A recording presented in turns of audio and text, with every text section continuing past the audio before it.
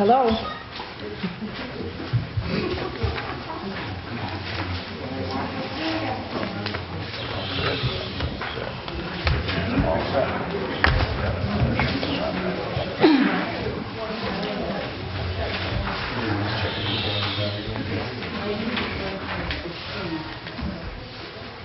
Okay, we have no old business. Going on to new business.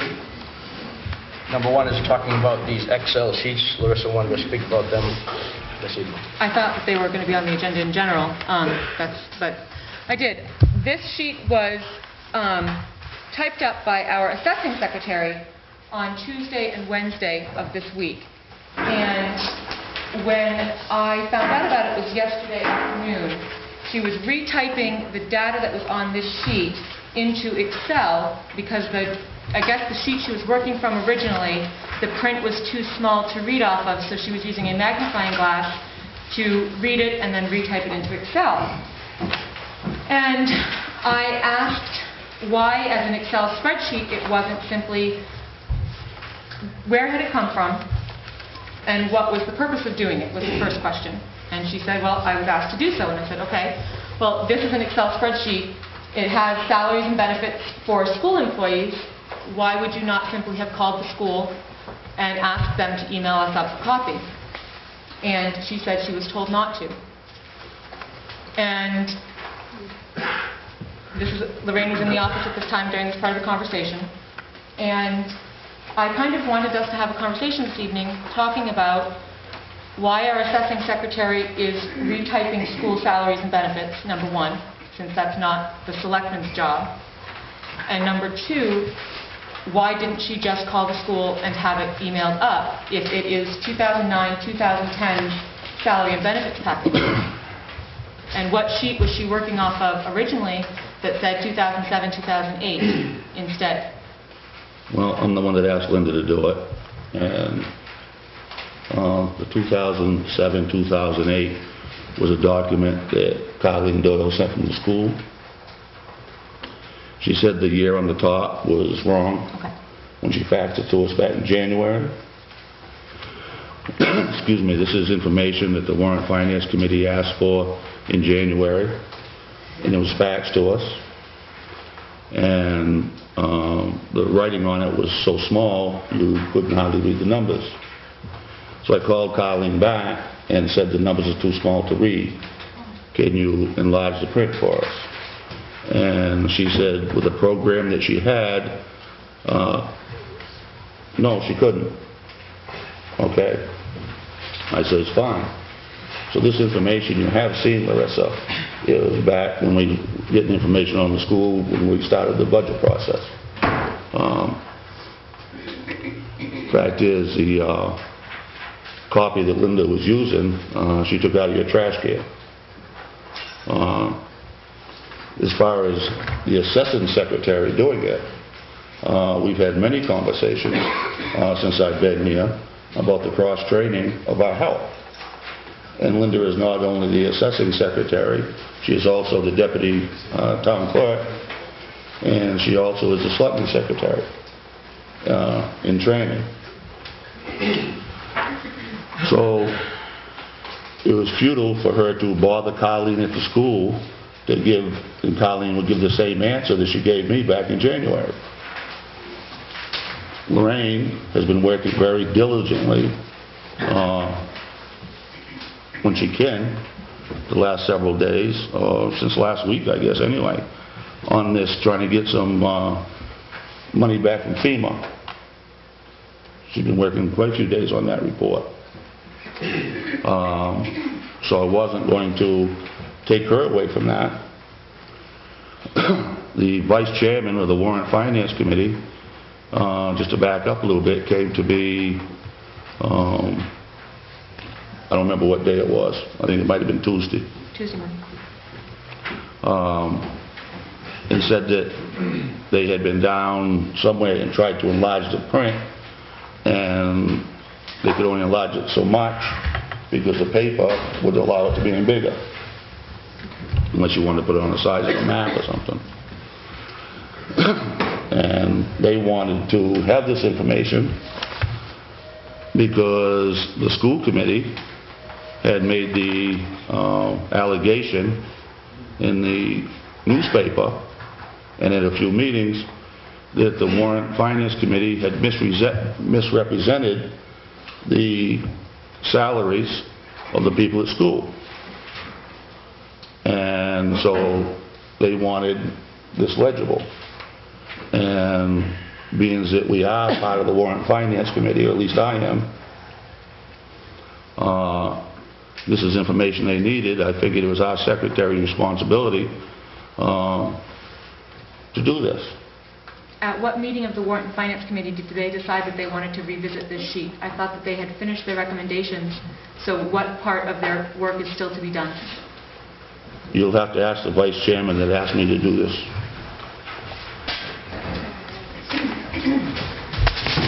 We asked to have this put in print right directly after that article came out in the paper. Just because the Warrant and Finance Committee had to read this material with a magnifying glass that the school sent us was absolutely no reason that the people in the general public had to go through what we went through to see this, to be able to read this document. And that was why I wanted it exploded. And I asked for that to be expanded back, that's the original, back at the time when the Warrant and Finance was trying to do the budget. Hold that up, would you, Carl, so people can read it?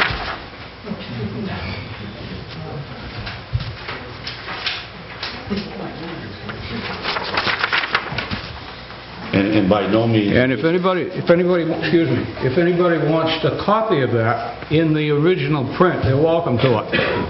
And this is in no means a reflection on the school department. No. Carlene has always worked very, very well with the town, and she said the program she had wasn't capable of doing it. And so I wasn't going to bother her.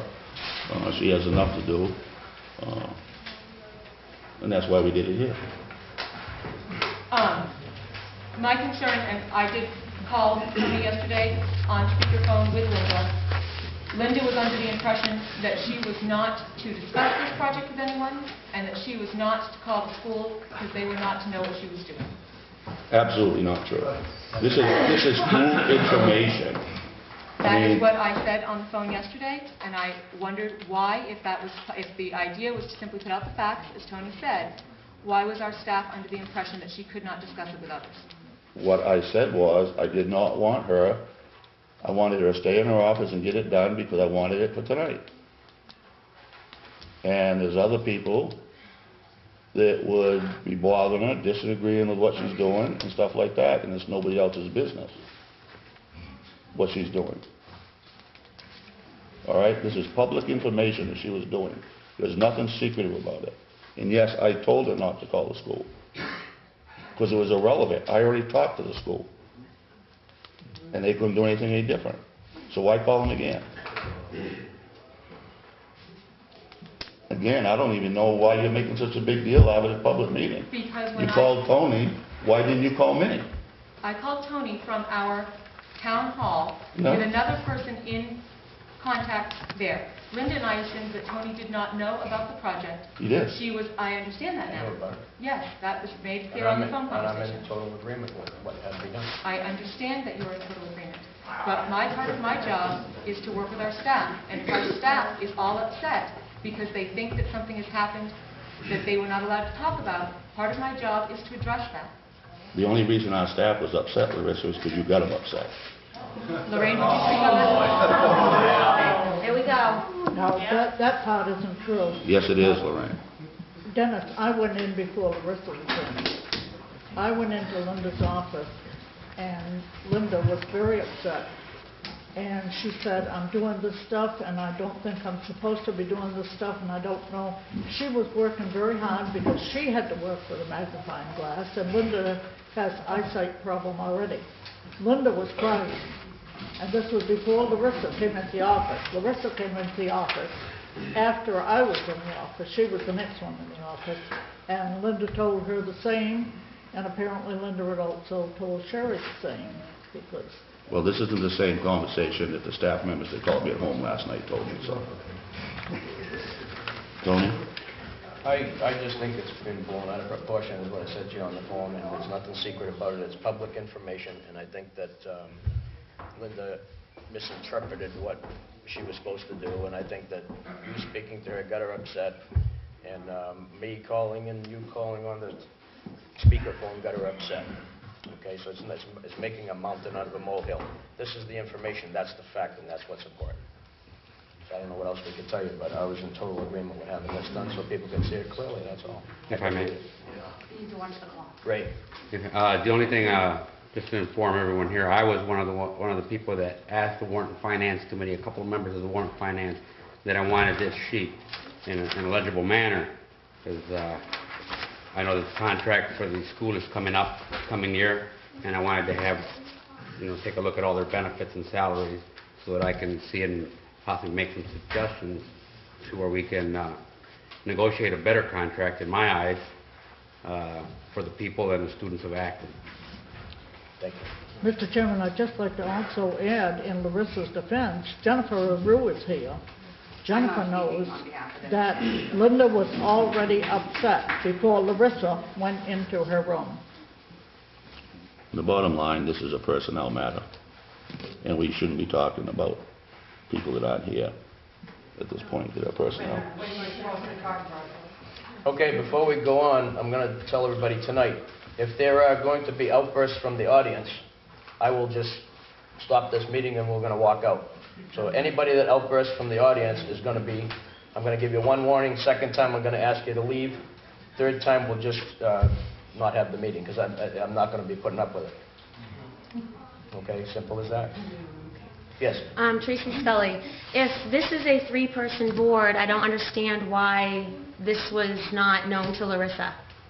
It's not, we always make sure 2 out of 3 selectmen do something.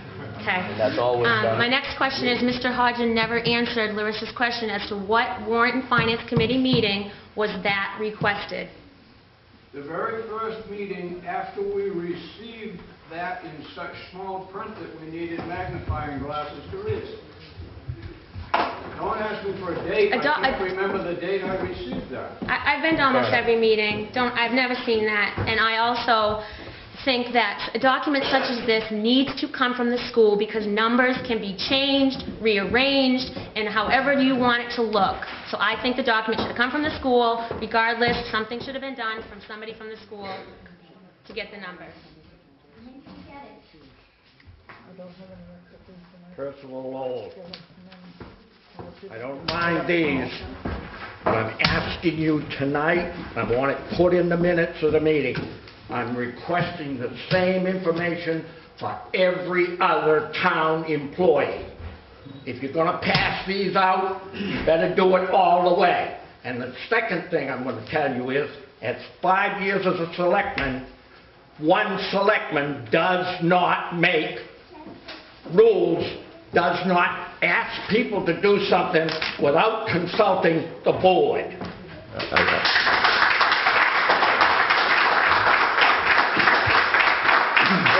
Okay, hold on a minute, Tony. One more. I would think, Mr. Lowell, if you would have listened to what was being said, one selectman didn't do that. You did it, and then who agreed with you? Was you there? I don't think so.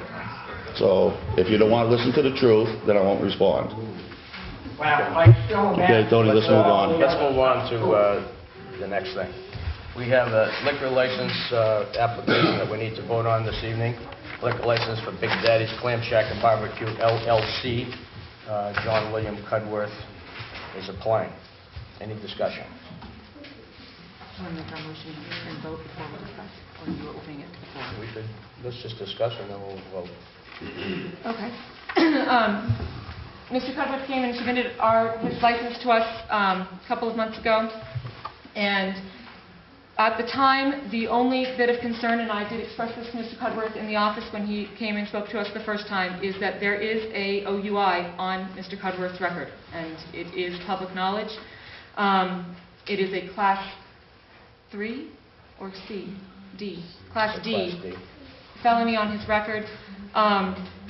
And I feel very uncomfortable granting a liquor license to a bar, for a bar owner that has an OUI on his license, on his record, conviction date of 2002. So this is not a conviction. It would be one thing if it had been, 20 years ago. He's a 20-year-old kid and made a really, really poor choice. But that makes me very uncomfortable, and for that reason, I think my vote is going to be no. Any comment, Mr. Long? Okay. Well, I agree with you, and I think there's pretty much no other need for any more discussion. I'll open up for a motion. I will make a motion to deny the liquor license for Big Daddy's Clam Shack and Barbecue LLC. Can I speak? No, we have a motion on the table. Second. All in favor? Opposed? Motion passes to deny 3-0. Okay, I'm going to appeal it to the state. I spoke with the state of Maine before I filled this application out. I ran that by them. They told me that that would not be an issue. So it's going to the state of Maine, simple as that. Okay. All right, I am going to now turn the gavel over to Mr. Long for the next item, because I cannot speak on it.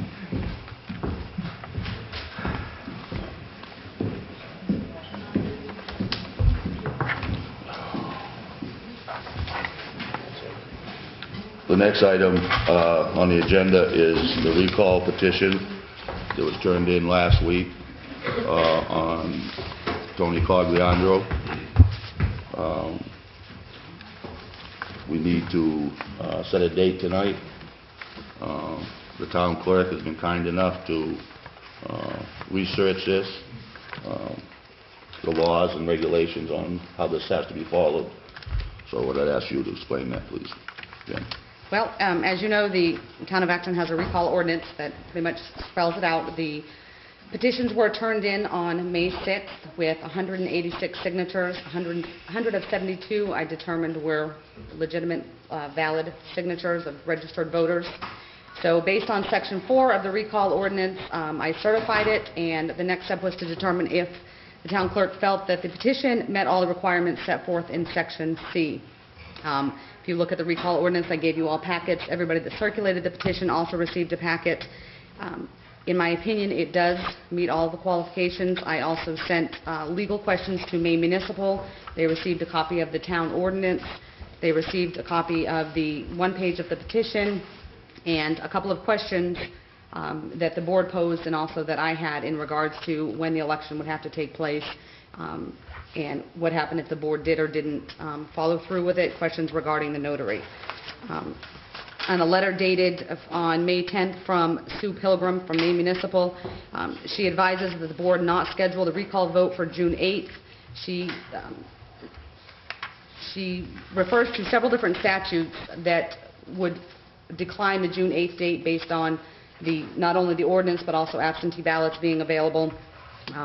Second paragraph, you look at it, it says you asked about Section 5C of the ordinance, which allows a notary to call the election if the disinterested members of the select board refuse to do so. She goes on to say that she doesn't believe that it would be necessary because the selectmen, with all the documentation, that basically it is a legitimate petition. So in the memo that I presented to you, after that information, I reviewed Section 5B, which the portion of the ordinance says that upon receipt or within 10 days, you need to call a special referendum election that has to be held 45 to 60 days from the date. I took the time to count it out. The Sunday, June 27th, begins the 45-day process and ends with Monday, July 12th. I did put a couple of dates out there, Tuesday, June 29th and Tuesday, July 6th, which are the only two Tuesdays that fall into that 45, 60-day period.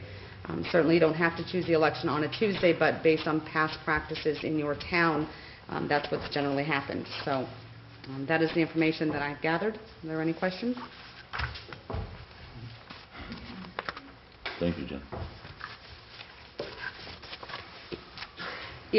One more thing, depending on the board's vote, I will need you to sign an actual order this evening, which I have to go get.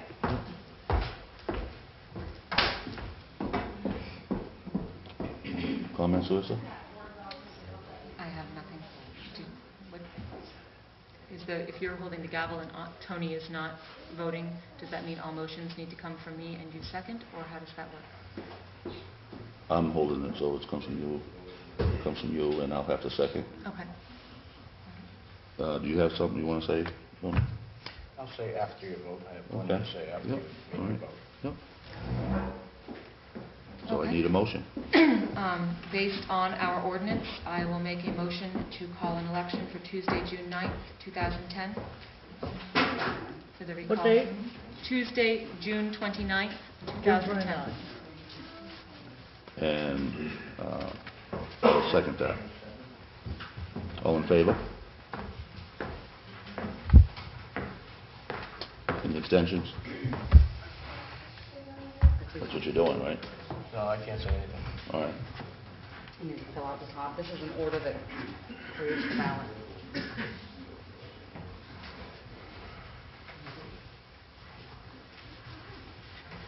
But I want the minutes to reflect that Tony abstained from voting.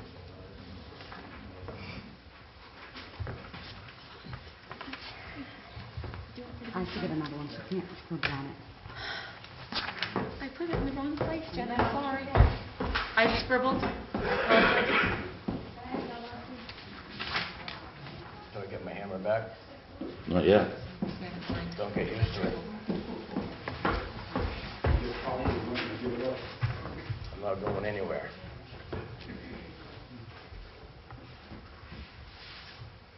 While we're doing this, Percy, just to get back, come in and fill out the proper paperwork, and we'll get that information to you as soon as possible. Fill out what? A Freedom of Access Act request form, you can find one with Lorraine. Fine.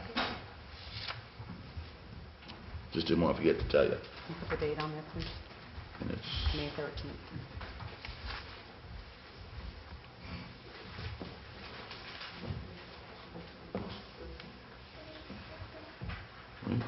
Okay. right here. Yeah. So with that said, absentee ballots will be available on May 29th, assuming that's not a holiday. Next business day, right around the 29th. And on June 29th, the polls will be open from 8 a.m. to 8 p.m. with just that one question.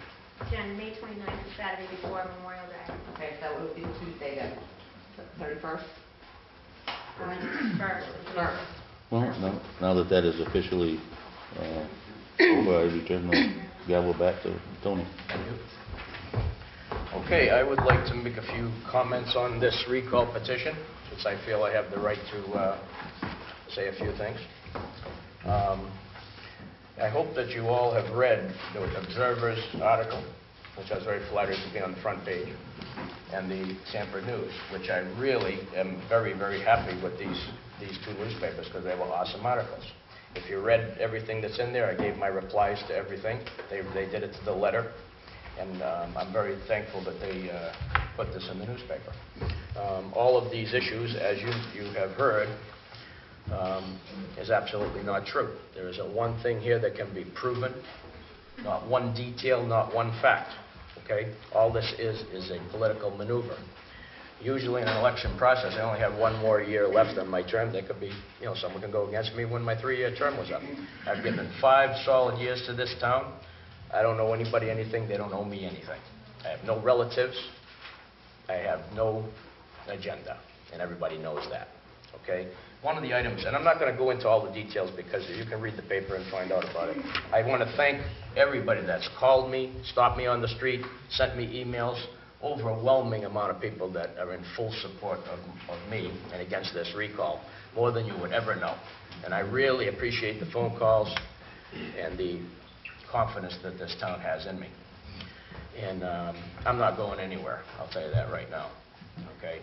And there's one item in here in particular I wanted to address individually, which was saying that all the petitioners that are in here, and each one of them at one time was a very, very close friend of mine, says that they tried to talk to me about this and discuss this.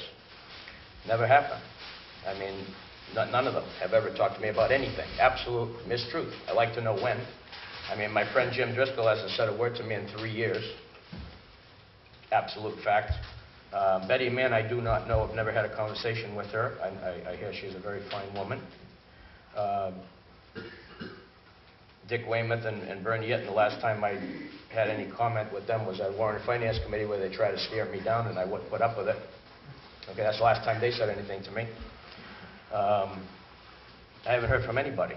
Okay, Mr. Lotz called, last time he spoke with me, called me up and thanked me for the work I did against Pat Hannon and the work we did to take care of that liquor license and gave me a good endorsement on that. And I appreciated that when he did that.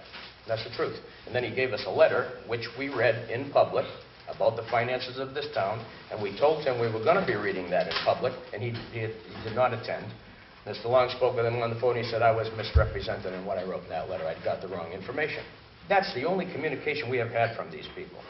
I have absolutely no problem with answering any question about anything. Okay?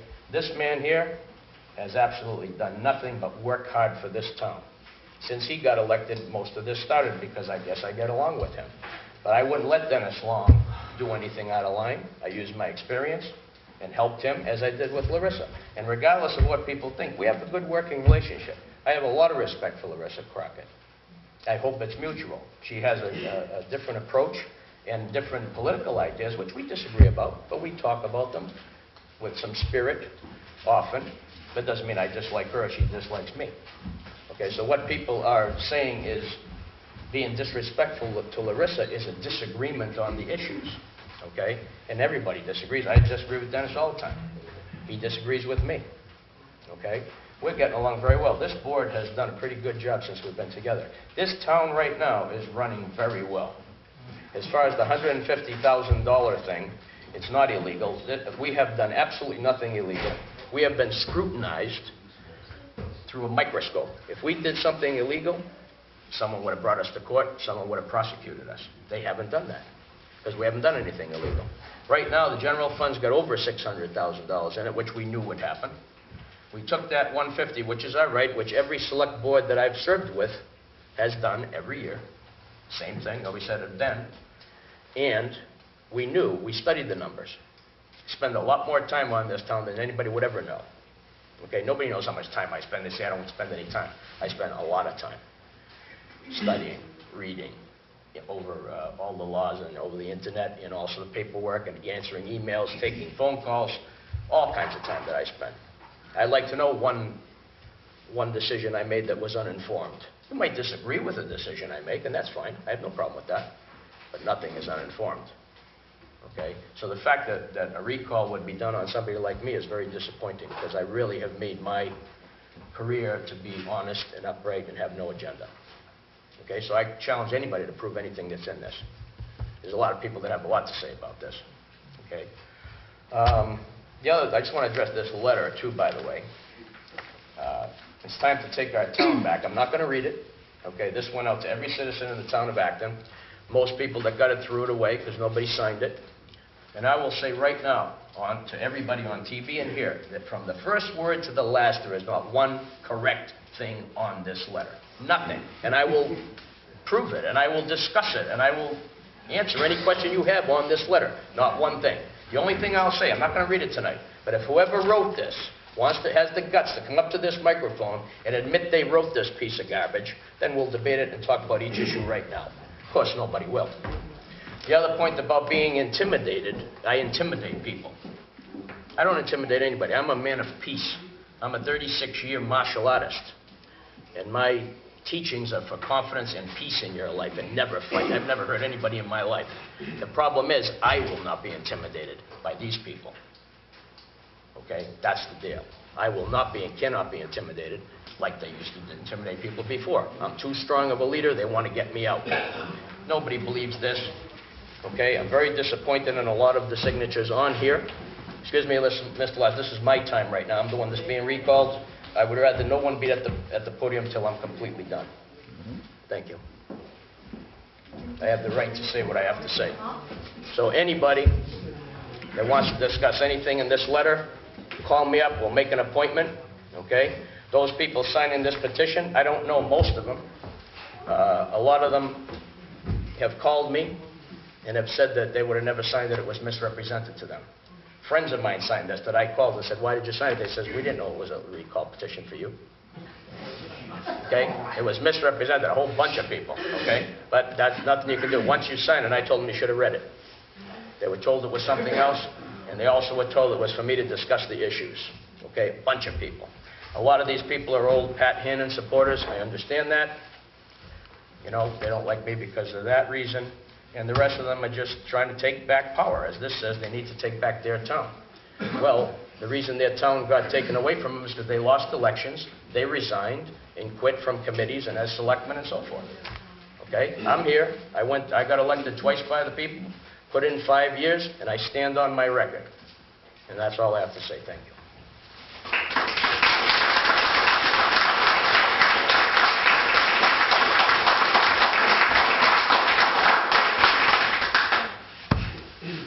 Mr. Lars. Yes. I have, in terms of attendance, I have a list of 13 Warrant and Finance Committee meetings that you never attended this year. Absolutely correct. The reason why is because I work on Mondays and Wednesdays, and that was noted and told to the Warrant and Finance Committee, and the ones that they really felt I should attend, they've had on Tuesdays.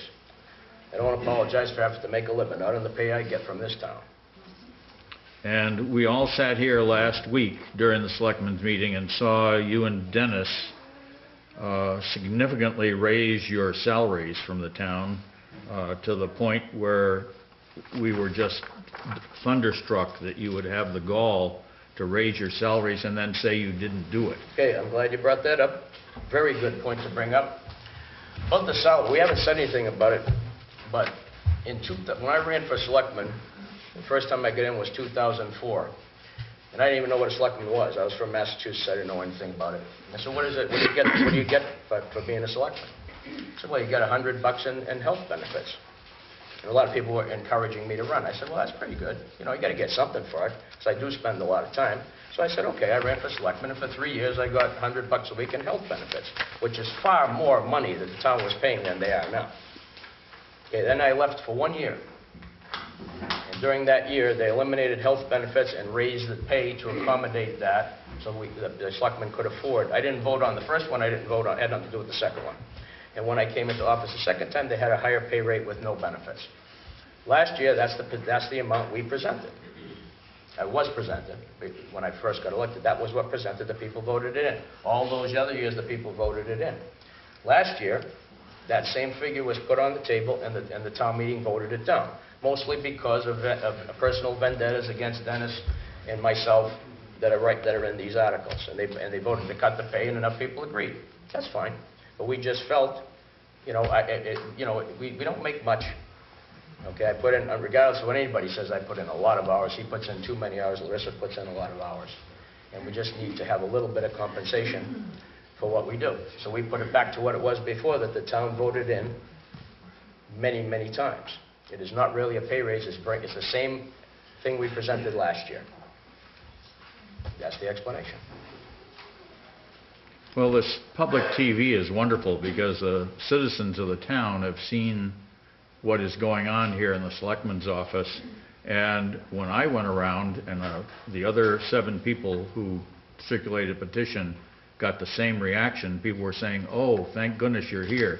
We want to see change in the Selectmen's office because we know from watching TV that things are not going well.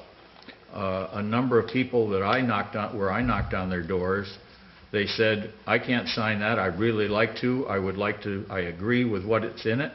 But Mr. Cogliando is a friend of mine, and I'm afraid what he might do in terms of my signing. And we all know what one of you did to David Cody when he signed that letter in the Smart Shopper, and 2 days later, one of you spray painted the road in front of his house. Who else would do it? I'm glad, Mr. Lust, that you're on TV so they can hear you say that. But I will tell you this, I've been a selectman for 5, I don't even have any spray paint. I've been a selectman for 5 years. And I have never got the response from people that I have now about watching us on TV. Exactly the opposite. Calling me, stopping me, asking me more questions than they ever did before, saying thank you for the job you're doing. I welcome everybody to watch every one of these tapes, because there's the truth. We've done nothing but done business in the public, and Larissa's been a great part of that. Larissa has encouraged everything, and she watches us, and everything we do is in the public, okay? There's no secrets. And I totally, completely disagree with you. You might have talked to 100 people. I've talked to 700, 800 people, okay, that like it. Some of the people in this room like it too. Yeah, I think I'm wasting my time here because you're not interested in listening to what we have to say, and you have not been interested, and let the recall process go on. This is We'll the see what first time happens. that you've ever said anything in public, Mr. Lodge. Tracy Scully, I just want to make a comment on something I read in a recent article, Tony, that you were quoted saying that you've never stopped anyone from speaking, and that is not true, because Mr. Winchell was able to go on and on about the letter that Mr. Cody wrote in the Smart Shopper, and then when I got up to speak, I was able to say a few words, and then you stopped me and said that nobody cares what Dave Cody has to say. So I was unable to continue at that time. So therefore, that's one time. And you also said that you've never gavelled anybody or stopped people from speaking. Again, gaveling somebody like Dave Cody, Barbara Seeker at a meeting a week or two ago. Never gavelled her. You did not allow her to come up and speak what she needed to say. So therefore, there's one inconsistency that I've seen in an article that you have stated, that you said you have never stopped anyone from speaking, and I am one of those people. Mr. Winchell was able to go on and on and on about that article. As soon as I got up here, you stopped me and said, nobody cares what Dave Cody has to say. Okay. Well, you're not 100% correct. When Mr. Winchell came up here, I didn't know what he was going to say, and I did stop him at one point to say that's good enough. Okay? Because I didn't know what he was going to say. It kind of surprised me. Okay? But I am here to keep order. I am not going to take nonsense from anybody. Okay? I'm going to let anybody tonight say whatever they want. Let's let it out tonight. Okay? I'm not going to gavel. I gavelled one person, okay, because they were out of line. If somebody's out of line with language and so forth, I'll gavel them tonight. But that, you're nitpicking. I've been here 5 years. Okay? Tom Cashin brought up a policy that nothing from the newspaper is able to be discussed at the microphone. Is that? It's not a policy. No, I don't know where that comes. It's not a policy. Okay. Can I interrupt for just a moment? Yes. This is awful. This meeting was held early because of the school concert at 6:30, and it is 6:15, and I will be here for another 8 minutes, and I don't want anyone to think I'm walking out on what they're saying, so I want to warn you ahead of time that that's why I'm going to be leaving in 8 minutes, because that's why we had the meeting early, and I am really sorry. If I had realized that the meeting was going to be this long, I would have worked something out differently with my life, and I apologize, but I have told my daughter I will be there, and I will be there. So in 8 minutes, I'm going to be leaving. Whoever's at the microphone, it is not personal. It's 8 minutes from now. Okay, I'll be very brief at this point. I took the liberty of asking Larissa about the selectmen's salary. She told me it was $9,100 a year for the 3 selectmen. Each got that. I decided that I'd figure that's $175 a week, and if they work 40 hours, it's less than the minimum wage. It's like $4.37 an hour. Many of them work that much. The new salary is $233 if they divide it equally. And again, it's very minor for what they have to do to be arguing about them raising their salaries. We underpay these people. The amount of time and effort that they've put in is unbelievable. I've been here. I've watched things in the last year. I've come to many meetings of the selectmen, not as many of the school board, but I will go to more as fast as I can, or as often as I can. And I think, and honestly, anybody, all 3 selectmen are underpaid for what they do. So the salary thing is just simply, in my mind, off the table. I won't take any more time, so Larissa can talk to somebody else.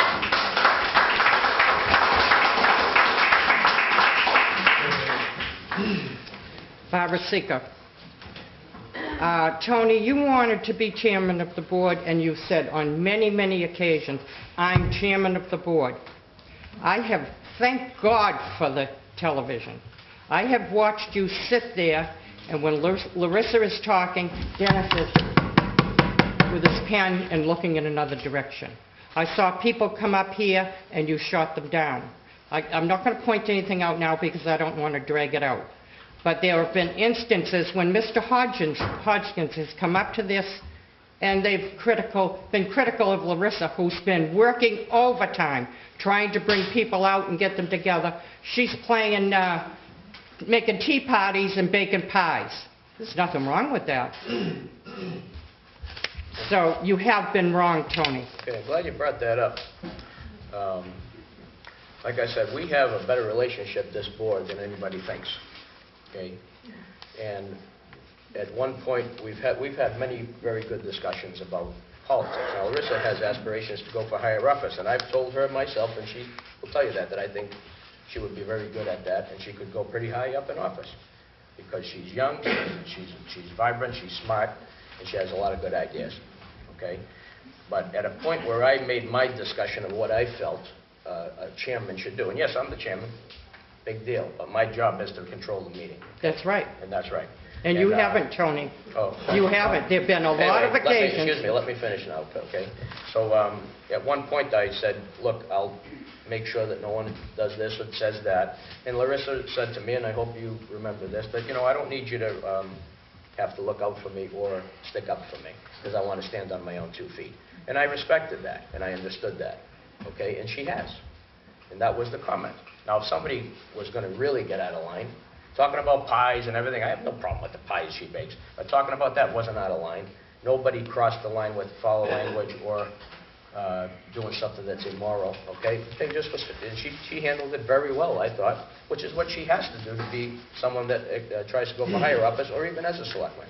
So that's the agreement we had. And finally, I wanted to say something about that. That's why that has happened. Simple as that. Do you agree with that? Like so many other things, it's not that cut and dry. We did have that conversation. It is true. It took place last July. We were discussing how a board runs well, and we were discussing how it is beneficial to have a board that is not squabbling amongst themselves out in public, which I would agree with. That is not helpful as far as government maintaining a respectful face. We were discussing that it is good to have a united front when you can. And I said, well, I will agree with that, but there are a couple of issues that I will not publicly agree with. And at the time, we were discussing the warrant and how the warrant might be written this year. And I use that as an example. And Tony, and to be fair, Tony was being respectful, and he was sharing his information that he has gained over time. Did say that if you are a dissenting voice on the board, that people will take that to mean that you can be kind of separated from the herd, and they will pick at you, and they will try to get you to both sides, that they will try to kind of take you for their own side and get you to do what they need you to do, or they will attack you from the other side because you're a dissenting voice. And that was the item that I said, no, I would rather stand on my own 2 feet if it means that I say what I need to say. I don't, and it didn't really come up again until the first meeting that it actually came up again was regarding the baking of pies. And I handled that by an open letter to the public. It came up again a couple months later with another meeting where it was about an hour and a half of person after person after person stepping forward and expressing their severe displeasure with me and how I do my job. And at the next day, we were all in our office, and we were talking about the meeting before, and expressing Tony said, wow, that was such a hard meeting. I'm exhausted. And it was mentioned by one of our staff, well, you are the chair, you don't need to let those meetings happen like that. And Tony said, well, nobody was rude. I didn't need to cut up anybody because nobody was rude. And I did express my disagreement that I felt somebody had been very rude. And Tony did ask me again. He's like, well, I can make them stop if you'd like. And I think my comment was something along the lines of, actually, I believe my expression was, I guess I've proven I can handle it on my own. I don't want you to change the way you're going, but at the same time, it shouldn't be necessary. That what is happening, I don't want, it's an interesting position to be in. It would be nice if people didn't feel confident that they could come up and express themselves in what was truly a rude manner that evening. I did disagree with Tony rather strongly that people had been flat out rude. And it would be nice if I didn't have to ask for the chair to shut that down. But Tony is correct. I did say back in July, I would like to stand on my own 2 feet if it meant that I didn't have to go along with the board. I don't think that that statement, I want to stand on my own 2 feet as opposed to always presenting a united front, means open the floodgates. And that's, I guess, what I will say about that. Thank you. Thank you. Thank you. Mr. Winchell. First of all, with the petition there, being an elected official, I deal with you guys quite often. And so far, and it's going to be a year here shortly, everything I believe working with you guys has gone pretty smoothly. A lot of the times I deal with Tony and Dennis more than yourself because, well, Dennis is here more often and I'm able to get a hold of him. And, you know, I do try to work with you as much as I do with Tony, okay? I think it's been a great experience so far for my first year. You know, you guys have supported me. I believe, even for the other road commissioner, I believe, because the other road commissioner and I don't know if you know, we don't get along. Okay? I'm putting it lightly, okay? Wow. So we have disagreements. Okay? So the disagreements we have to bring it to the selectmen. And so far, these disagreements have been able to be ironed out by our selectmen. Okay? With all these little problems here and there, everything has worked out fine. Now, the other night there when I got up with a letter that David Cody had written in the newspaper about Mr. Mooney and Mr. Long, okay, it offended me because, first of all, people were, and I'm missing a baseball game, baseball practice and that because I knew this was coming up.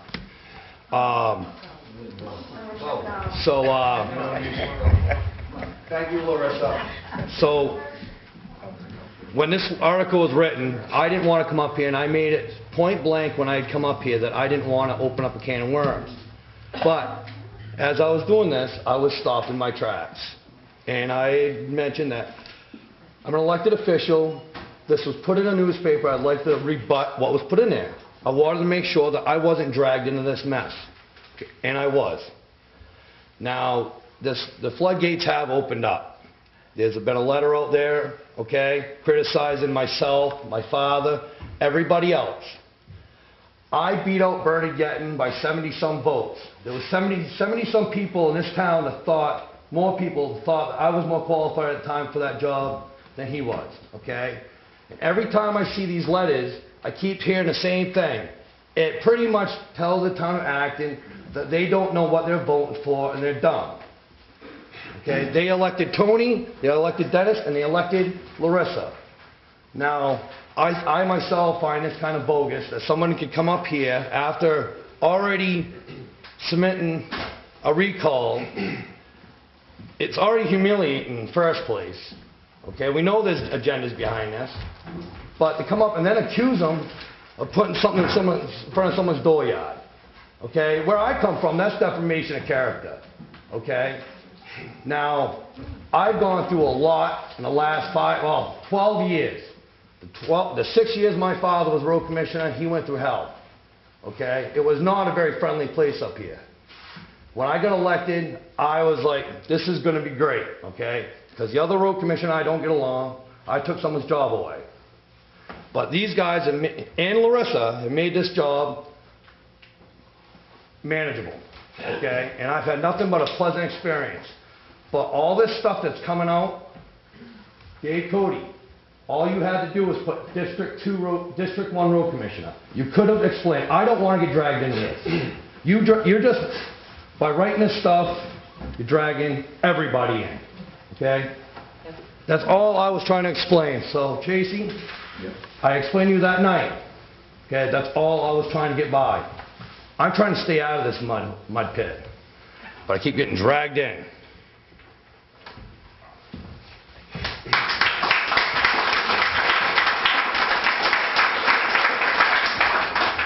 Mr. Cody. Dave Cody. And certainly, everybody is entitled to their opinion. And quite honestly, I think we could go back and forth over and over again for quite some time.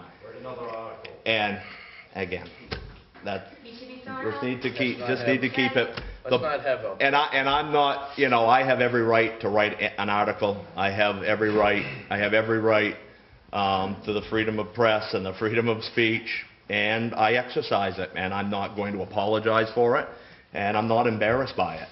And I'm not up here, quite honestly, to keep going back and forth, because we could do this all night long. There's one thing that is clear.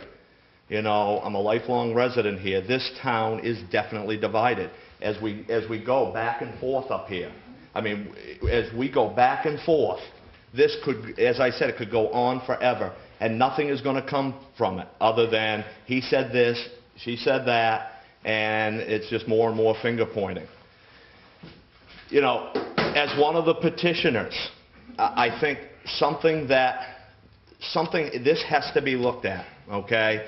And I can certainly, as a former public official, I can put the shoe on the other foot and realize that obviously this is a difficult thing, okay?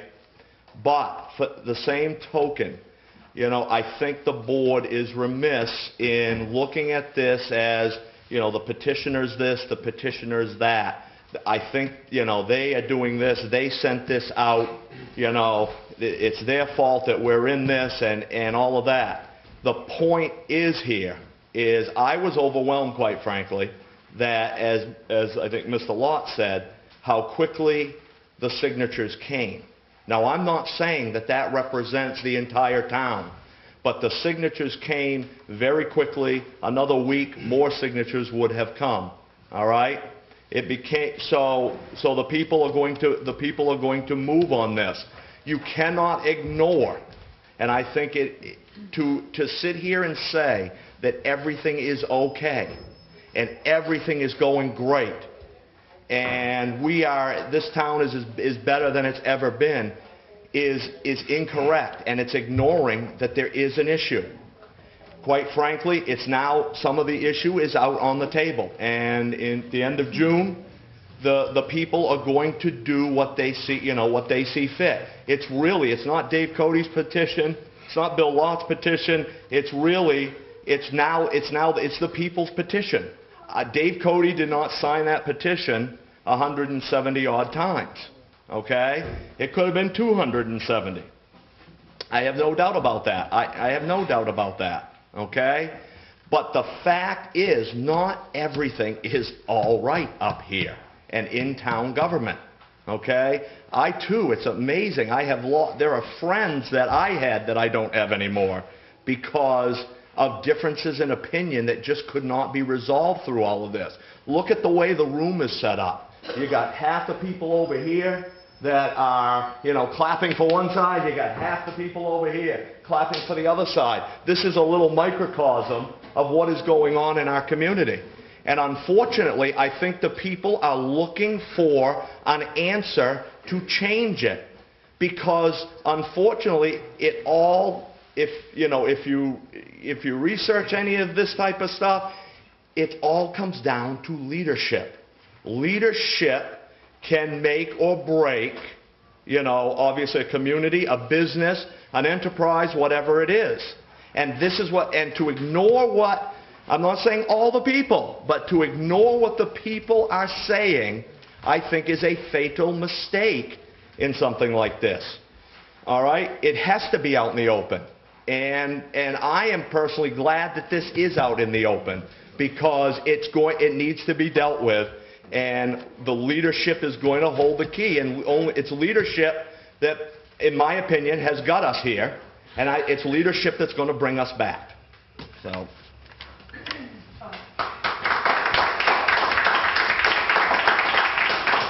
Just for a minute. I want a letter why I got denied, and I want to know the application too, and I want to know why Willie's can have an OUI a year ago get his license renewed, okay? I'll be in tomorrow for it. Okay.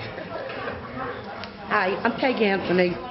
I have two things I'd like to say. A, Tony, if you're not guilty of any of that and you've had 800 people call you and tell you, then I think you ought to let the petition go through and prove your point. Then everybody who says that you are guilty is going to have to back down and realize that the majority of people in town don't believe you're guilty. I can accept that. Okay. Second of all, Tony, you have gaveled people. I remember one night downstairs at a SELECTMEN'S meeting when we were tearing garbage bags open at the transfer station. And I brought up the issue that it was not mandatory to recycle in the state of Maine. You yelled at me, you banged on the desk, you told me not to talk about something I didn't know.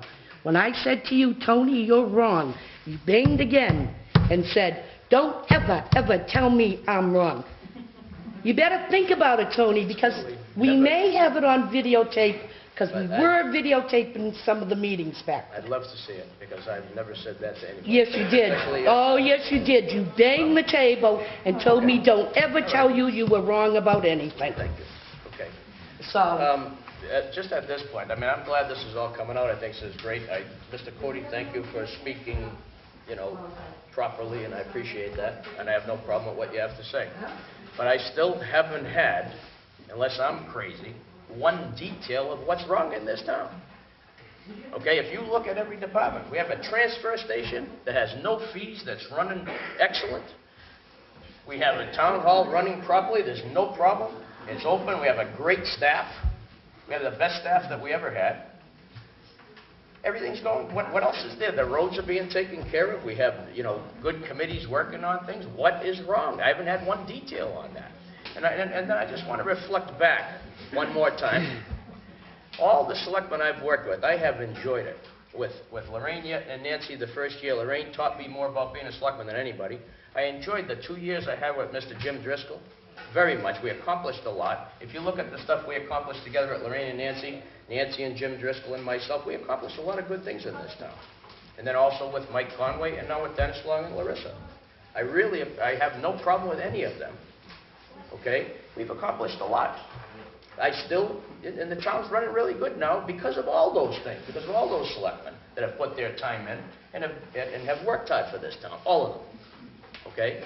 I would like some details. I'd like to know so we can fix them. I have none. Does anybody hear any details? Let me know. Sorry, Mr. Winchell. Dave Winchell Sr.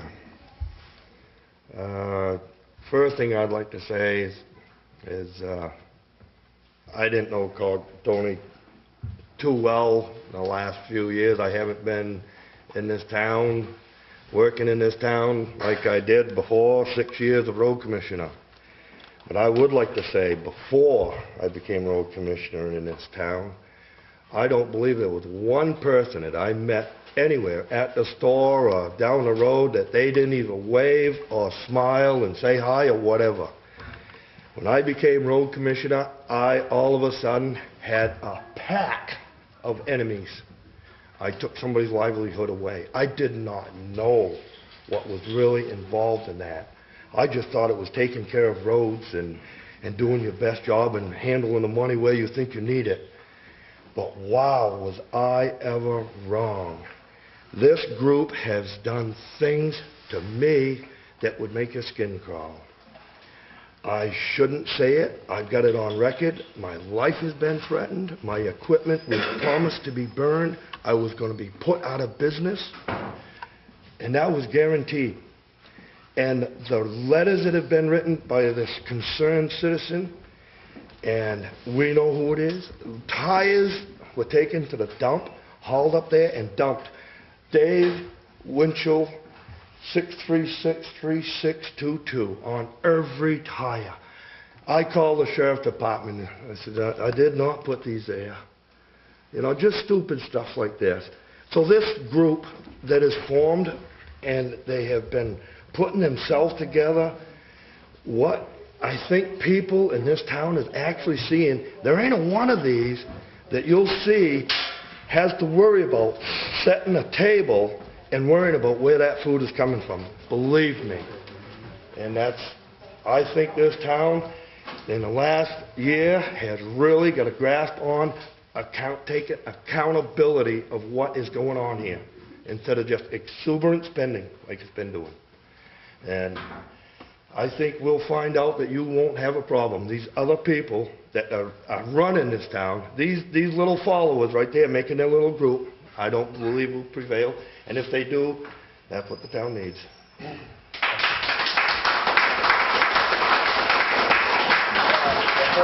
Before we go on that point, I just want to say give you a little story about Mr. David Winchell Sr. I was going to do it at the end, but I feel it's appropriate since he just spoke. This weekend we lost a horse at my house, my wife's horses, and two people I want to thank, and I was going to do it at the end, but he just spoke, and he's one of them. First of all, Denise DeAngelis, who's the rescue chief, she came up and spent all Saturday afternoon and night with this horse, with my wife and myself trying to help it and try to keep it alive, and I thank her for that. She dropped everything and came up and helped us.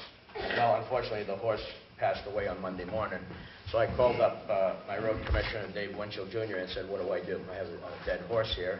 He said, I'll call you right back. He called me back in 2 minutes. He said, something will be right up. Within a half hour, Dave Winchell Sr. was there with the truck, with the backhoe, and he came in there, and he handled that. My horse, my wife was very upset, of course, and my son, with such gentleness, he took that horse, took care of it, buried him, and it was beautiful, okay? And that's the type of people that I came to move to Acton to be around and be with. And I thank you very much, both of them, for helping us with that situation. That's who Mr. David Winchell Sr. is, okay?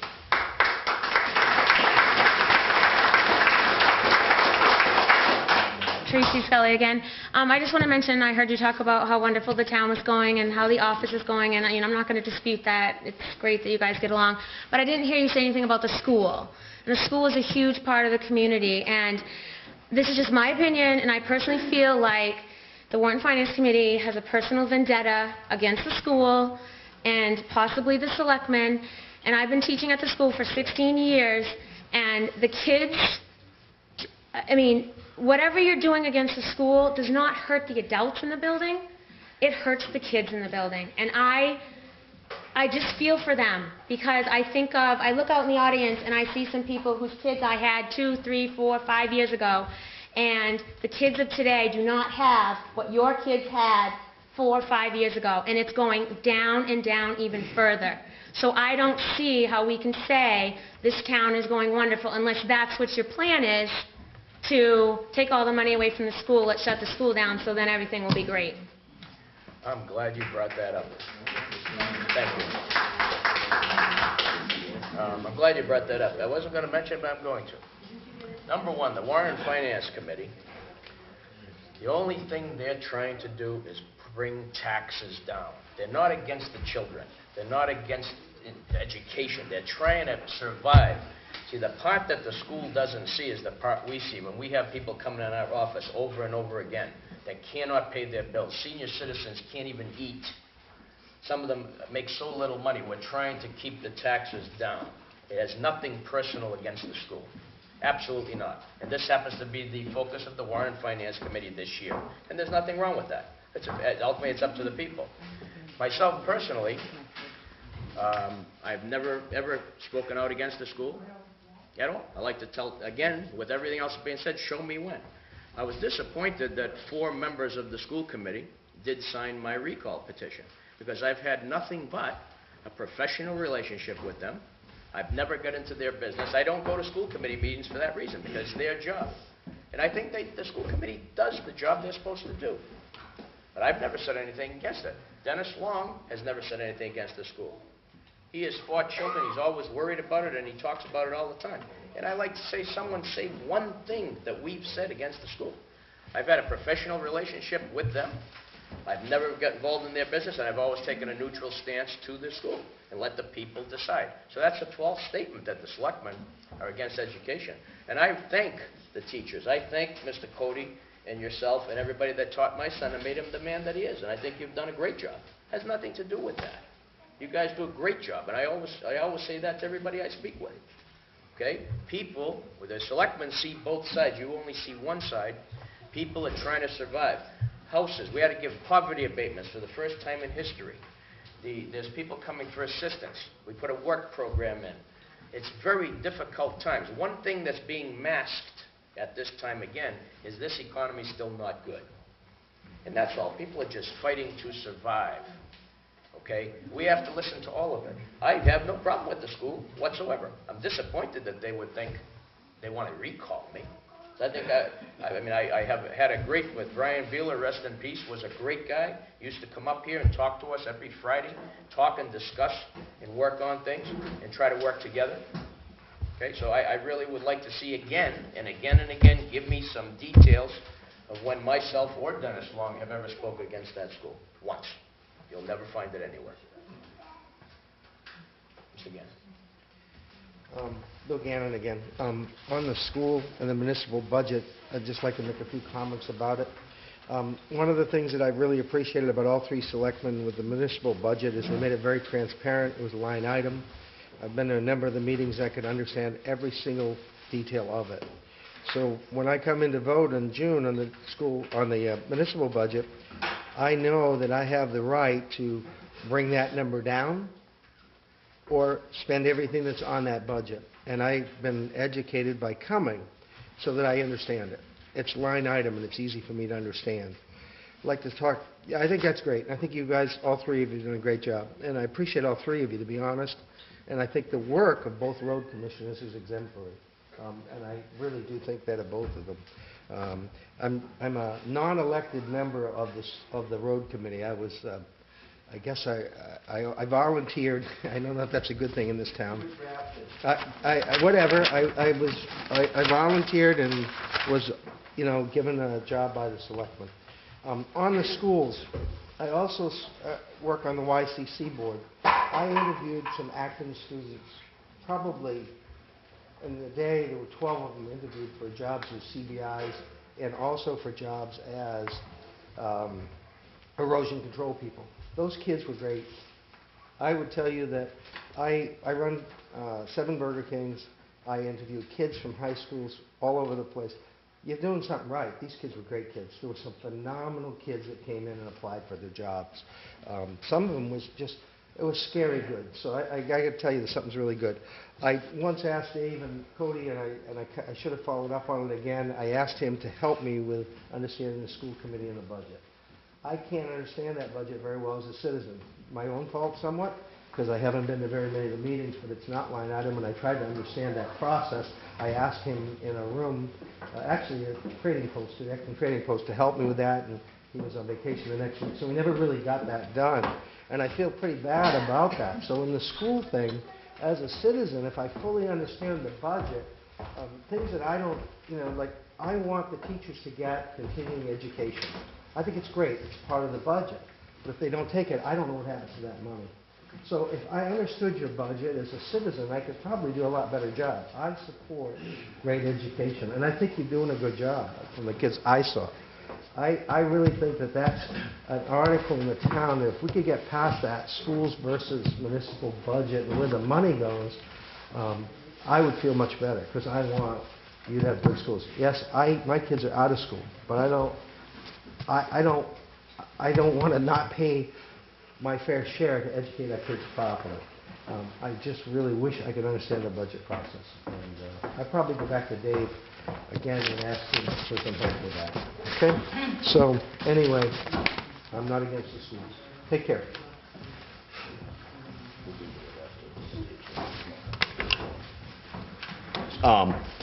I just want to comment one more time briefly that, again, what has been said here tonight, although articulate and I think well planned, does not match when, quite frankly, the petitioners were hitting the streets. facts, you want information about what the problem is. I think if you asked every one of those every one of the people that signed the petition, as well as the 3 or 4 others that they were willing to send you to, that you might get more of those types of answers. I don't necessarily think that it can all be encompassed here. And I have to say, I still don't see an acknowledgement that there is a big amount of people that obviously have concerns in leadership. And until that is addressed face on, heads on, then this is going to go round and round and round, and nothing is going to get better. Okay? And as I said, it's going to be the will of the people, and that's fine. And I can deal with whatever the will of the people is. That's the way it should be. But they're telling you something. These people are telling you something. And if it's not listened to, it's not going to get any better in this town. Things are not lily white. Things are not beautiful and going smoothly. And to pass that off that is really what's happening is really it's inaccurate, and I don't think it's proper or professional in either. We can get going up here. Okay. Pam has to leave too. This is all on this. I think we've gone round and round. I think enough on this, so let's move on. Would you like to go first? Well, You want to go ahead? You want to go ahead? To what Faith Okay. is talking about. All right. I'd like to make an announcement, Sure. that's all. Go right ahead. We've set up a candidates night for May 24th at 7 p.m. here at the Town Hall. And that's the night when you state how you feel, what you want to have happen, and have your questions. You can ask from the floor. There's no prepared question. So candidates night on the 24th of May at 7 o'clock. And who set that up? I didn't hear you. Pardon? Who set that up? I didn't hear you. Well, Barbara and I got it started. Other people have joined in, but it's all set up. Okay. Mr. Smith, would you mind her going out of turn, or do you want to speak? I'm told that I'm going to be 1 second. Okay, So. okay, go ahead. I'm Ron Smith. I'm the principal with RHR Smith & Company. I came to talk to you here tonight on a few matters. One that I don't have an answer for you, and I won't have probably till next week. So I'll certainly defer my conversations and comments to Pam. And I certainly learned from one thing tonight. I didn't pick a good night to come to the town of Acton, but I truly wish you guys all the best here. And you guys have a lot of struggles, and certainly divisiveness amongst this town will not help you get through your struggles and turmoils, and I really wish you the best. And the other thing is I came here on a second matter to talk about to the full Board of Selectmen, and I'll reschedule Lorraine to talk about and elicit some responses to the full board. So I'll certainly pass to Pam. Thank you. Okay, thank you, Ron. Pam, I'm going to go. Okay.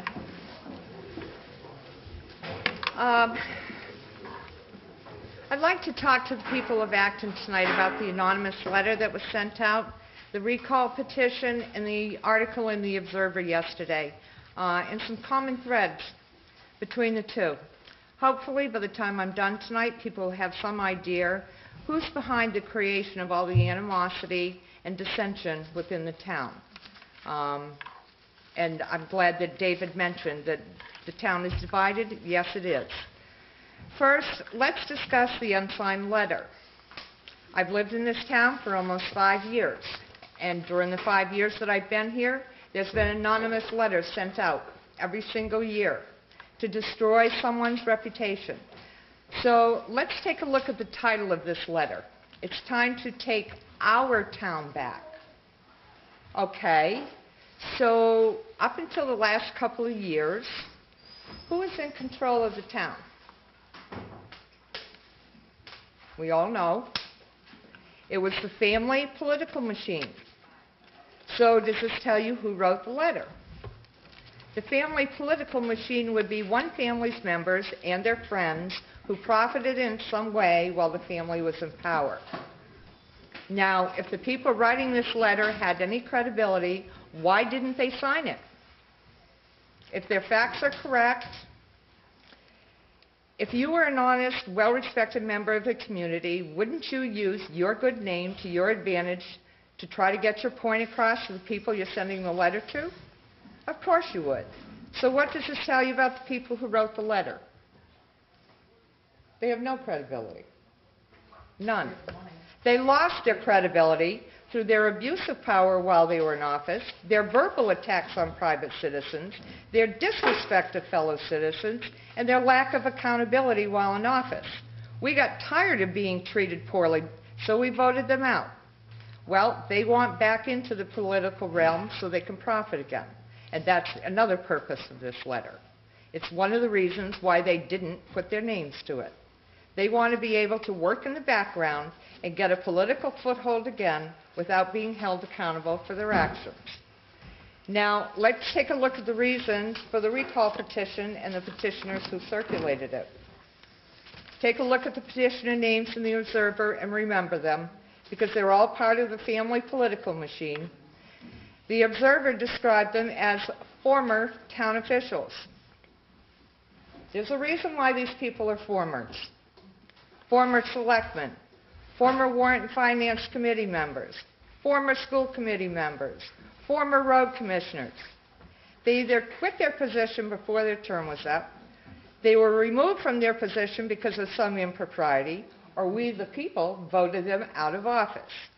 So, I guess, what part of no don't they understand? Now let's look at the complaints of these individuals. Failure to model appropriate professional and respectful behavior. Unsigned letters sent out to destroy someone's reputation is appropriate, professional, and respectful? I don't think so. Is shooting a deer on someone else's property appropriate, professional, and respectful? I don't think so. So, in reality, who's guilty of their own complaint? Who used to sit in a political office because of inappropriate, unprofessional, and disrespectful behavior and now sit on the outside looking in? The second complaint, failure to adhere to current municipal policies, ordinances, and practices. First of all, Dennis Long and Tony Cogliando have written most of the current municipal policies we have in place. Under the old family political machine, there were very few policies in place to deal with any situation that arose, and the lack of policies left the town vulnerable. And failure to adhere to practices, who established these practices which happened over time? I would hope they wouldn't adhere to family practices. That's the last thing the town needs. Poor attendance, resulting in uninformed and inaccurate decisions. The unsigned letter sent out to all Acton taxpayers is a perfect example of being uninformed. The letter writers talked about Craig throughout the entire letter. Craig has not existed for almost a year. Their information is incorrect and out of date. Craig disbanded because of a lack of interest. As with any organization, you always have a few doing the work for many. And those few grew tired of carrying the load and gave up, plain and simple. And yes, I'm glad David mentioned that the town is divided. There's a reason for that, and I wasn't going to talk about it tonight, but yes, I am. Have you ever noticed that when it comes time to discuss the school budget, the tension and animosity within this town increases substantially? Why do you think that is? Have you ever realized that it never really goes away? Even when we don't discuss the school budget or the school committee? Do you know why? Because the school is the only place where the family political machine has any legitimacy, and they've made the school their battleground. This is why all of the tension between the school people and the townspeople. It's not really about the school. It's not really about the budget. It's about control of the town. We have formers working in the background to undermine the workings of town government. It's been going on since last July.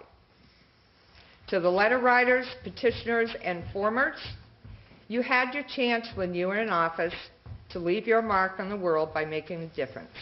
You either left office by choice, or we, the voters, made that choice for you. It's time for you to move on and let someone else take over the helm. If you need to relieve your stress, get a hobby, join a social group, take up woodworking or knitting, but find something meaningful in your life and stop holding the rest of the town hostage by your disrespectful letter-writing campaigns and your threats of recall. We know who you are, and we've had enough of your hostile, intimidating, rude, and hateful behavior.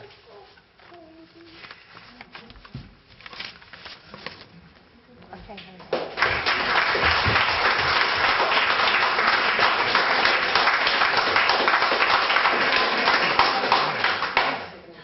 My name's Lois Mishu. I wasn't going to speak tonight, but I've changed my mind. I want a correction on that. I am not a dismissed member of a board in town. I am on a board. The only reason I'm back on a board is because of a mistake that was made by the selectmen. They removed me December 17th because I did not show to one of their meetings to show that I had something that they, quote, supposedly was their property. It did not belong to them. It belonged to the property of the committee I was on, as well as the town's things. I'm upset because the following morning my father passed away, and that was one of the reasons I couldn't be here. And they had the gumption to remove me without due process. And I turned around and I called MMA. And MMA told me they weren't obligated to me, they were obligated to the selectmen, which I understood totally.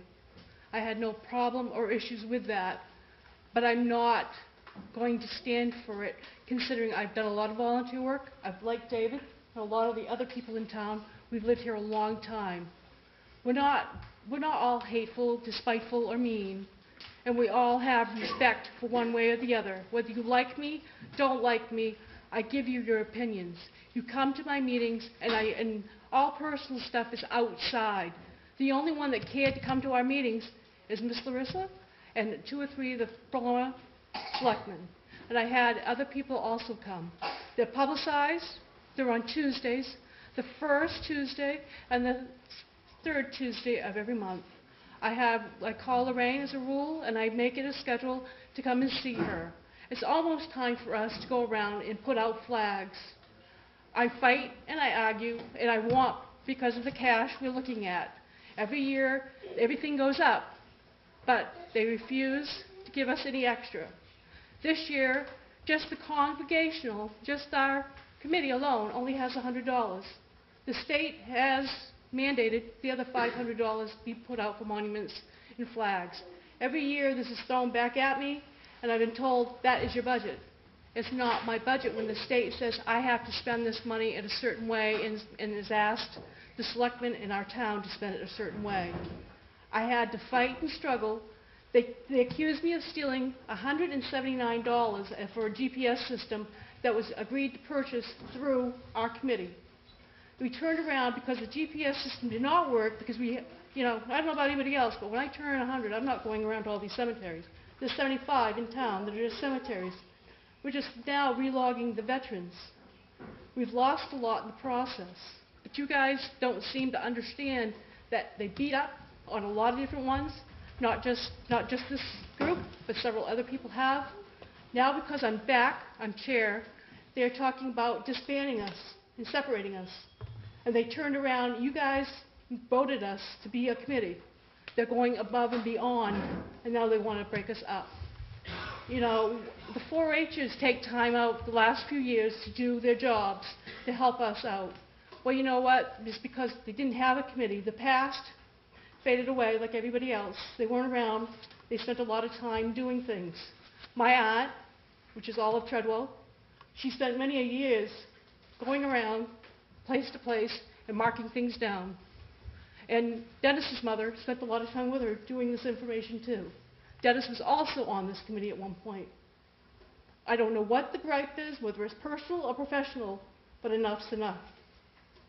You want things done, be reasonable with us and treat us decent. Don't treat us like we're just somebody you should stay away from, because we're not. We're decent to you, be decent to us. Leave your personal feelings on the outside and treat us with respect.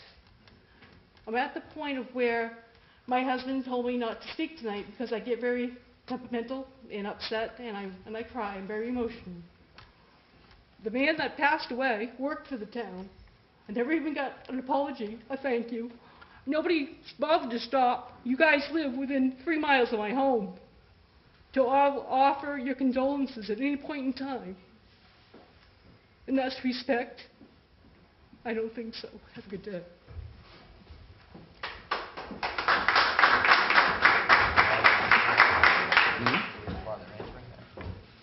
No, I mean, the money thing is wrong, but whatever.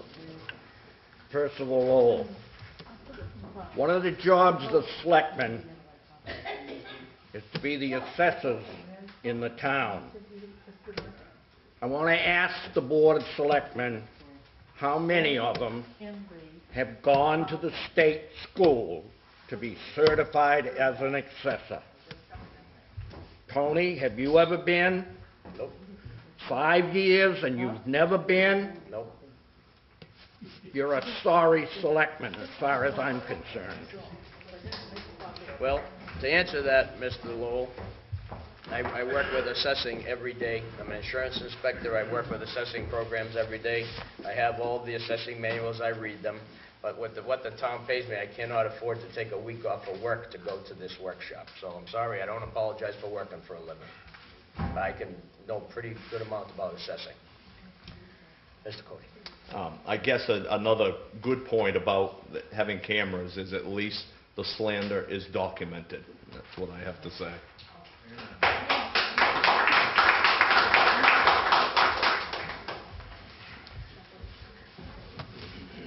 Ray Lopez. When I first moved into this town, within 6 months of us living here, I told my wife, this is an us and them situation. Her and I don't like to be on any particular team. We like to go after truth. And in this truth, and us pursuing that, somehow someone, and I can only call them coward, 'cause that's what I feel that they are, when they put out emails under my name to the school, the teachers and whatnot. I don't know if it's the us or the them. I don't know who the people are. I don't know your name. I don't know who you are. I know that you create division in this town. As far as the school budget, which is, I don't have any children. I've never had children. I've been blessed in that format. But under the same time, someone paid for me to go to school, so I have no problem in paying taxes for other people to go to school. I've listened to some of the comments that are here and the quality of education with some of the children. My wife volunteers at the school. She tells me of personal, individual children that come up to her and talk to her and how happy they are to read to her and stuff like that. And I applaud that, you know, with the kids. But on a different note, I look at it from the perspective of something that we all know is true, and that is the economy and how it is today and the road that we're going down. And I know that when I went to some of the meetings at the school and the Warrant and Finance Committee made their recommendations, and the recommendations were, for lack of a better term, shot down. And within 5 minutes of that, somebody opened a folder and passed out what the school budget was going to be. Shows me that no matter what was presented to them, they already had made up their mind. So, like I said, I don't have a problem paying. So I decided to look at it from a different perspective. I decided to look at it from the Acton Teachers Association contract and what it is that the teachers actually get, you know, as far as pay and benefits. And to tell you the truth, it's truly shocking to me. Shocking to me that the school committee could not put a better contract together. How the school committee pays for short-term disability, pays for long-term disability. It's not so much the committee, it's the tax dollars that pay for all this. Okay? I would like for everyone, if they have the time, to take a look at the contract and look at all the benefits that the teachers of Acton are getting. You know, during some of the budget meetings, the first thing we hear is, well, we have some contractual things that we have to meet. I understand. I used to be in the union. But some of this stuff is truly, I'm actually thinking of quitting my job and becoming a teacher. The benefits are so good, you know. But to look at it from a perspective of the money that is used comes from the people of Acton. There's not going to be the same amount of pupils in kindergarten this coming year as we had in previous year, and yet you're asking for more money. To pay for your insurances, and I have started to compile a list of questions that I will be submitting not only to the school committee for answers and possibly suggestions, because I don't believe in just asking questions or why. I sometimes hope to make some suggestions to be able to possibly let someone see a different perspective, possibly a different solution. Nowhere in the workplace, I'm fortunate enough to have a job, but I have to pay for some of my short-term, some of my long-term. I haven't gotten a raise in 3 to 5 years. And I hope that when I do submit all the questions that I have, at this point I'm only up to Article 10. And Article 10 is really one of the ones that has raised at least 20 questions in my mind of ways that we could possibly, and I know that the contract is coming up, that we could possibly negotiate a contract that would benefit not only the children, but the residents of Acton. That the teachers understand that and look at everything that else that is going on across the nation, like in Jersey and all the other states where a lot of the teachers were all let go. In New York, where they were going to fire a multitude of policemen, and they said, well, no, we actually need the police, so they cut back on the teachers. The future are our children. I understand that. The actions of the people and the things that are being done between both parties, the us and the them, are what your children are truly learning how to be. Stop, take a look at what you do, realize that there are future consequences,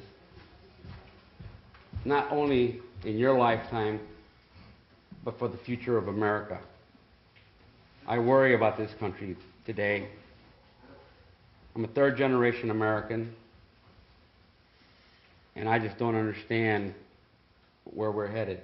I don't understand why people cannot stop and see and look and get together for the common good of everyone, and put everything aside where, you know what, it's an us and them situation.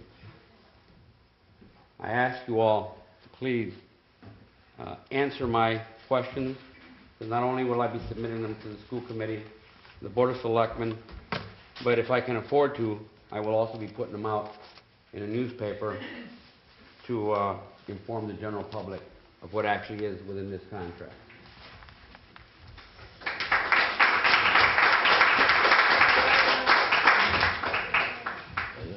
Okay.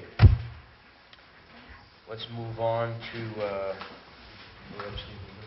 Yes. Steve Ledoux. Oh, Steve, but that was on the announcement, she's not on the agenda. Steve Ledoux, are you here? You and Oh, I have just a... okay. Okay, we'll do some announcements. I have something actually good here, is what I want to read. This was in the newspaper about the Girl Scouts of Maine honors Long and Cynical. This is about Brandy Cynical and Carol Long. Girl Scouts of Maine volunteers Brandy Cynical and Carol Long, both of Acton, were presented with the Girl Scout Appreciation Pin at the Girl Scouts of Maine's annual meeting on May 1st. The meeting was held at the Ramada Inn in Lewiston. The Appreciation Pin is a prestigious adult Girl Scout award that recognizes outstanding service that goes above and beyond position expectations within at least one geographic area. Girl Scouts of Maine serves almost 16,000 girls and adult members statewide. To get more information on Girl Scouts or to volunteer, visit online at www.girlscoutsofmaine.org. Congratulations.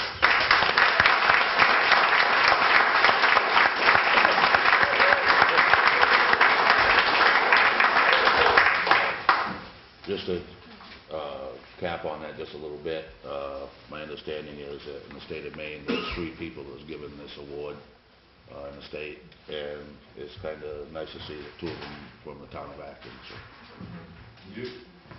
pretty good. The 5th grade teacher, Mr. K. asked me to announce his thankfulness to the community for their fundraising support and efforts. The 5th and 6th graders will be heading to Boston tomorrow on coach buses that they were able to pay for entirely through fundraising efforts that the community supported, as well as local business donations. So he just wanted to make sure that that thank you went out there.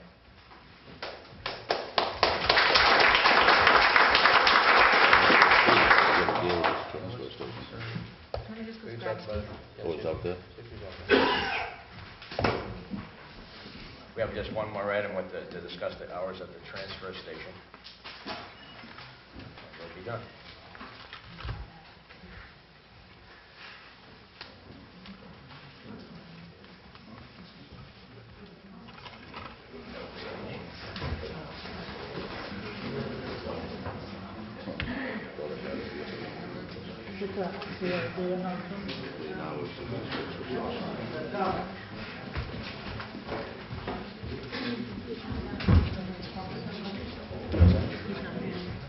Okay. Steve is not available, so Is he gone? we'll talk He needs to be gone. We'll talk about him tomorrow. Well, he was right on the walk when I was there. He's not there anymore, and I called for him. We'll talk about him tomorrow. Well, it'll be more open Memorial Day anyway. Well, until we talk to him, we'll see. I make a motion to adjourn. I will second. All in favor?